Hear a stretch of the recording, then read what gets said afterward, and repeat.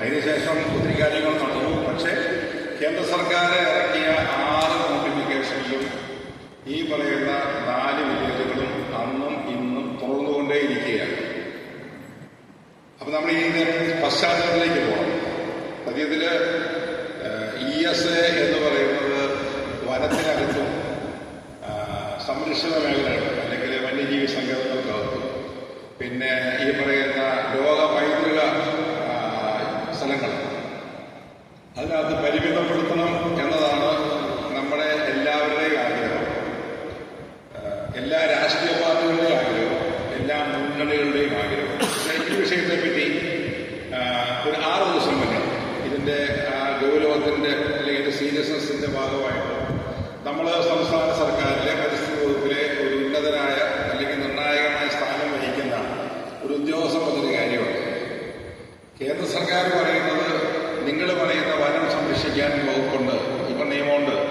നിങ്ങൾ പറയുന്ന പരിസ്ഥിതി നിങ്ങൾ പറയുന്ന പ്രൊട്ടക്റ്റഡ് ഏരിയ അല്ലെങ്കിൽ വന്യജീവി സങ്കേതങ്ങൾ സംരക്ഷിക്കാൻ ഇപ്പോൾ തന്നെ നിയമമുണ്ട്.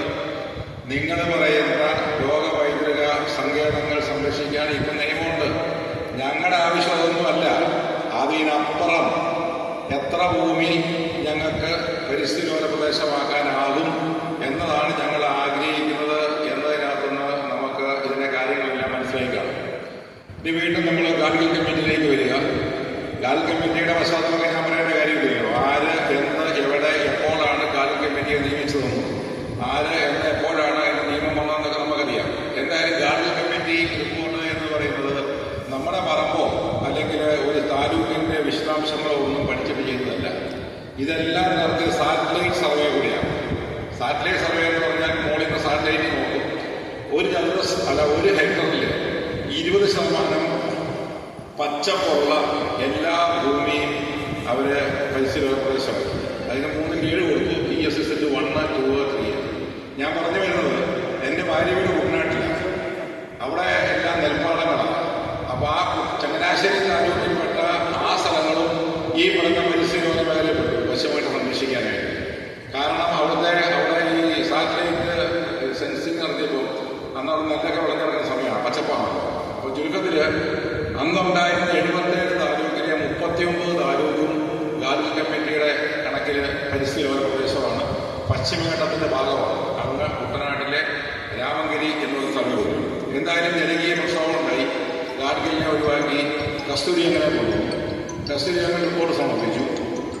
അന്നൊരു 123 വില്ലേജുണ്ട്. നമ്മുടെ ഈ 4 വില്ലേജ് അടക്കം കോട്ടയം ജില്ല 4 വില്ലേജ് അടക്കമുള്ള 123 വില്ലേജുകളിലെ മൊത്തം ഏരിയ 13,108 ചതുരശ്ര കിലോമീറ്ററിന് ഒരു പരിസ്ഥിതി പ്രദേശമാണ് പ്രഖ്യാപിച്ചു. നോട്ടിഫിക്കേഷൻ വരുന്നതിന് മുമ്പ് ഇത് വളരെ വിവാദമായപ്പോൾ അന്നിരുന്ന സർക്കാർ ഉമ്മൻ എന്ന് പറഞ്ഞ കമ്മിറ്റിയെ വിളിച്ചു.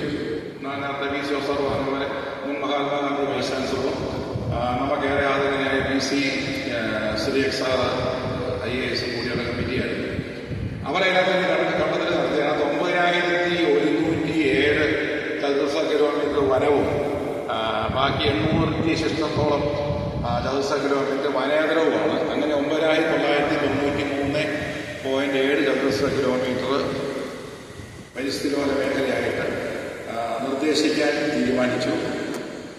നാളിതുവരെ നമ്മുടെ അന്വേഷണത്തിലും വിവരാവകാശ രേഖയിലും ഈ 9,993.7 ചതുരശ്ര കിലോമീറ്റർ എന്ന രേഖ അല്ലെങ്കിൽ ആ കണക്ക് സംസ്ഥാന സർക്കാർ കേന്ദ്രത്തിന് അയച്ചതായ ഔദ്യോഗിക രേഖകളൊന്നുമില്ല. പക്ഷേ ആദ്യം ഇറങ്ങിയ നോട്ടിഫിക്കേഷനിൽ ഈ പറയുന്ന 123 വില്ലേജിൽ 9,993.7 ചതുരശ്ര കിലോമീറ്റർ പരിസ്ഥിതിലോല മേഖലയാണ് പ്രഖ്യാപിക്കപ്പെട്ടു. ആ നോട്ടിഫിക്കേഷൻ ഇറങ്ങി. ആദ്യം ഇറങ്ങിയത് 2014 മാർച്ച് മാസം 10-ാം തീയതി. തൊട്ടുപുറകെ 27/7/2015 ജൂലൈ മാസം 28-ാം തീയതി സംസ്ഥാന സർക്കാർ ഒരു കത്ത് കേന്ദ്ര സർക്കാരിന് അയച്ചു. 1 സെന്റ് ഭൂമി പോലും വനമില്ലാത്ത കോട്ടയം ജില്ലയിലെ 4 വില്ലേജുകളെ ഈ പറയുന്ന നോട്ടിഫിക്കേഷൻ ഒഴിവാക്കണം എന്ന ഒരു ഔദ്യോഗികമായൊരു കത്ത് കേന്ദ്ര വന പരിസ്ഥിതി മന്ത്രാലയത്തിന് അയക്കുന്നു.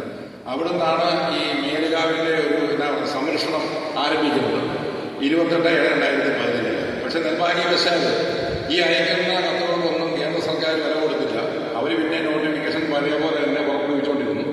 രണ്ടാമത്തെ നോട്ടിഫിക്കേഷൻ 2015 സെപ്റ്റംബർ 4-ന് ഇറങ്ങി. മൂന്നാമത്തെ നോട്ടിഫിക്കേഷൻ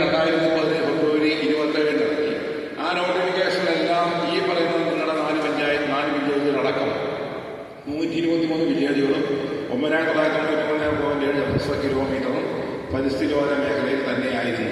അത് അന്നും അത് ഇന്നും അത് ഇപ്പോഴും അങ്ങനെയാണ്. പിന്നീട് ഇത് ഒരു വൻ വിഷയമായപ്പോൾ നിങ്ങൾക്കറിയാമല്ലോ, സാറ്റലൈറ്റ് സെൻസിങ് നടത്തി, Kerala state remote sensing agency പഠനം നടത്തി. പിന്നീട് നിങ്ങൾക്കെല്ലാം അറിയാവുന്ന പോലെ പഞ്ചായത്ത് തലത്തിൽ ഒരു 5 അംഗ സമിതിയെ തിരഞ്ഞെടുത്തു.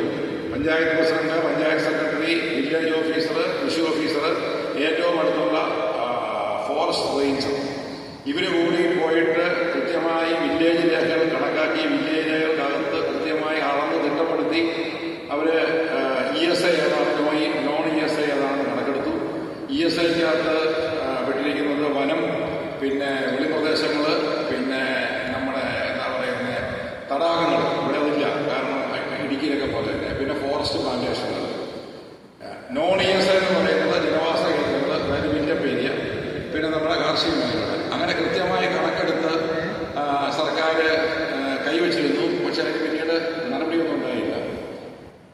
2017 നവംബർ മാസം 21-ാം തീയതി ഈ വിഷയം കൊടുമ്പിരി കൊണ്ടിരിക്കുമ്പോൾ ഇന്നത്തെ മുഖ്യമന്ത്രി അതിനൊരു ചർച്ച വേണം, വെറും ചർച്ചയല്ല, എനിക്ക് ഈ 123 വില്ലേജിൻ്റെ ക്ലിയർ കഡസ്ട്രൽ മാപ്പും അവിടുത്തെ ജനങ്ങളിൽ ആവശ്യിക്കുന്ന സാറ്റലൈറ്റ് മാപ്പും പവർ പോയിന്റ് പ്രസന്റേഷനെ കാണുമെന്ന് ആവശ്യപ്പെടുകയും 3.5 മണിക്കൂർ കൊണ്ട് അദ്ദേഹം 123 വില്ലേജിൻ്റെ രേഖകൾ പരിശോധിച്ചപ്പോൾ നിങ്ങൾക്കറിയാമല്ലോ, ഞാൻ രാഷ്ട്രീയം പറയുന്നത്, അദ്ദേഹം രാഷ്ട്രീയക്കാരല്ല, കേരളം നടന്നയാണ്.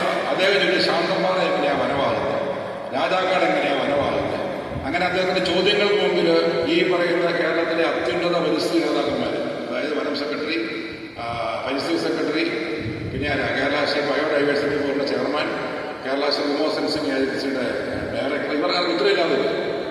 അപ്പം കൃത്യമായി പറഞ്ഞു, ഇതിനകത്ത് നിന്ന് ജനവാസ കേന്ദ്രങ്ങളെയും കൃഷിയിടങ്ങളെയും ഒഴിവാക്കി വനസമാഹരണ പ്രദേശങ്ങൾ മാത്രം കൊണ്ടുവരണം എന്ന് പറഞ്ഞ് വീണ്ടും മാപ്പ് സമർപ്പിക്കാൻ പറഞ്ഞു. 4 മാസങ്ങൾക്ക് ശേഷം 2018 മാർച്ച് മാസം 13-ാം തീയതി വീണ്ടും പ്രസന്റേഷൻ നടത്തി. അപ്പോൾ അസന്നിഗ്ധമായ ഭാഷയിൽ അവിടെ തീരുമാനമുണ്ടായി. 123 വില്ലേജെല്ലാം കണക്കാക്കേണ്ട കാര്യമില്ല, 92 വില്ലേജ് മതി. ആ 92 വില്ലേജിൽ 8,656 ചതുരശ്ര കിലോമീറ്റർ ആണ് ESI എന്നതിന് കൃത്യമായിട്ട് ഇതിൻ്റെ വിശദാംശങ്ങളെല്ലാം കേന്ദ്ര വനം പരിസ്ഥിതി മന്ത്രാലയത്തിന് സമർപ്പിച്ചു. ഇനിയാണ് ഇതിൻ്റെ പ്രശ്നം. 123 വില്ലേജിൽ 9,107 ചതുരശ്ര കിലോമീറ്റർ വനം ഉണ്ട് എന്ന് പറഞ്ഞത് ആരാണെന്ന് അറിയില്ല. കേരളത്തിലെ മൊത്തം വില്ലേജ് 1,400 വില്ലേജുണ്ട്. കേരളത്തിലെ മൊത്തം വനം എന്ന് പറഞ്ഞാൽ 14,000 ചതുരശ്ര കിലോമീറ്റർ ഡിസ്പ്യൂട്ടുണ്ട് എന്തെങ്കിലുമായിട്ട്. അപ്പോൾ 1,400 വില്ലേജിലെ 14,000 സ്ക്വയർ കിലോമീറ്റർ വനം 123 വില്ലേജ് എത്തിയപ്പോൾ 9,107 അവിടെയാണ് തെറ്റ് ആദ്യമേ ആരംഭിച്ചത്. അത് തെറ്റാണെന്ന് വനംവകുപ്പിനറിയാം. കാരണം അവർക്ക് മറ്റ് പല മേഖലകളിൽ നിന്നും വിദേശങ്ങളിൽ നിന്നും ധനം അല്ലെങ്കിൽ പണം, പഠിക്കാനുള്ള പണം, പുസ്തകത്തിനുള്ള പണം കിട്ടാൻ വേണ്ടി അവർ തയ്യാറാക്കിയ രേഖയാണ്. ആ രേഖയ്ക്ക് അടിസ്ഥാനപരമായിട്ട് ഒരു കണക്കില്ല. നമ്മൾ കേരള സ്റ്റേറ്റ് റിമോട്ട് സെൻസിങ്ങിൻ്റെ അല്ലെ പഞ്ചായത്ത് തലത്തിലുള്ള 5 അംഗ സമിതി എടുത്ത കണക്ക് കൂട്ടി നോക്കിയപ്പം 8,100 കിലോമീറ്ററേ ഉള്ളൂ, ഈ 9,907 ഇല്ല. എന്തായാലും അതിനുശേഷം ഈ 8,656 ചതുരശ്ര കിലോമീറ്ററാണ് കേരളത്തിലെ ESI 2018 ജൂലൈ മാസത്തിൽ സംസ്ഥാന സർക്കാർ എല്ലാ രേഖകളും സഹിതം കേന്ദ്ര വനം പരിസ്ഥിതി മന്ത്രാലയത്തെ അറിയിച്ചെങ്കിലും അവർ 2 കാര്യങ്ങൾ ചോദിച്ചു.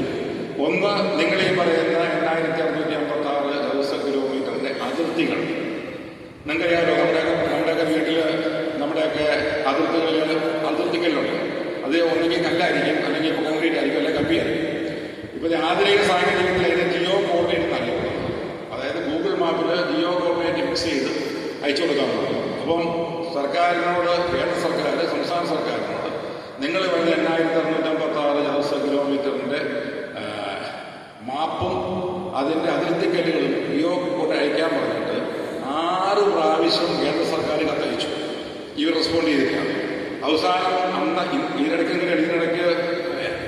ചീഫ് ഇലക്ഷൻ കമ്മീഷണർ കിട്ടിയത് അശോക് ലവാസ, അന്ന് അദ്ദേഹം കേന്ദ്ര വനമത്സ്യ മന്ത്രി, വനം സെക്രട്ടറിയാണ്.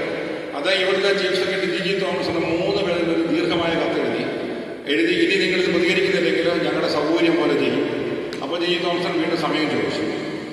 എന്തിനു പറയുന്നു, നാളിതുവരെ ഇവർക്ക് ഈ പറയുന്ന ഷേപ്പ് ഫയലോ അല്ലെങ്കിൽ ഈ പറയുന്ന മാപ്പോ ജിയോ കൊണ്ടുവരാൻ സാധിച്ചിട്ടില്ല. സാധിക്കാത്തതിൻ്റെ കാരണം സത്യസന്ധമായ പറയുകയാണെങ്കിൽ 123 വില്ലേജിൽ അല്ലെങ്കിൽ 91 വില്ലേജിലെ വനത്തിൻ്റെ അതിർത്തി ഏതാണ്, എത്ര സ്ക്വയർ മീറ്റർ വനം ഉണ്ടെന്നും കൃത്യമായ രേഖകളുടെ അടിസ്ഥാനത്തിൽ കേന്ദ്ര സർക്കാരിനെ അറിയിക്കാൻ സംസ്ഥാന വനം വകുപ്പിന് സാധിക്കുന്നില്ല. അതാണ് സത്യം.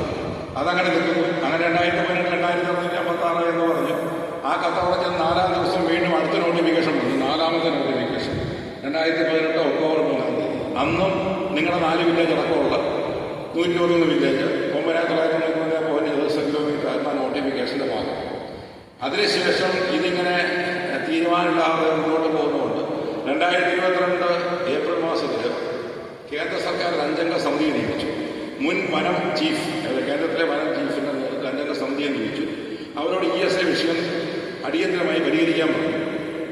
അപ്പോൾ പിന്നെ തീരുമാനങ്ങൾ പെട്ടെന്നായപ്പോൾ അവർ ചീഫ് സെക്രട്ടറിയെ വിളിക്കുന്നു, അങ്ങോട്ട് മീറ്റിംഗ് വിളിക്കുന്നു. 5-6 മീറ്റിംഗ് കഴിഞ്ഞപ്പോൾ അവർ പറഞ്ഞു, നിങ്ങൾ കൃത്യമായിട്ട് ഈ നിങ്ങൾ ഉദ്ദേശിക്കുന്ന ജനവാസകത ഒഴിവാക്കി.